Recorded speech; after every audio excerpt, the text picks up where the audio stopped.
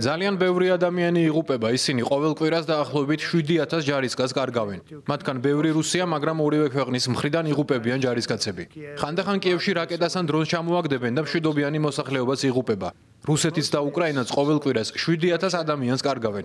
ისინი ამერიკელები არ არიან, არც ჩვენ ვართ მათგან განსაკუთრებულად ვალდებული, მაგრამ ეს ადამიანები არიან ჯარისკაცები, ახალგაზრდები, რომლებიც მშობლებს ტოვებენ, ემშვიდობებიან და ორ დღეში ფეთქდებიან სრულიად არასაჭიროდ. ამიტომ მინდა რომ ეს დასრულდეს. სიგიჟეა რაც ხდება. ეს არის ყველაზე მძიმე ომი მეორე მსოფლიო ომის შემდეგ.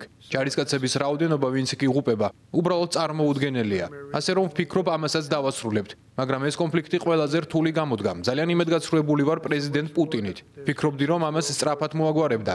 ეს ომი ერთ კვირაში უნდა დაესრულებინა. ვუთხარი კიდეც კარგად არ გამოიყურები. 4 წელია იბრძვი ომში, რომელიც ერთ კვირაში უნდა დაგემთავრებინა. ქაღალდის ვეფხვი ხარ? ეს სირცხვილია, მაგრამ ვფიქრობ საბოლოოდ ამასაც დავასრულებთ.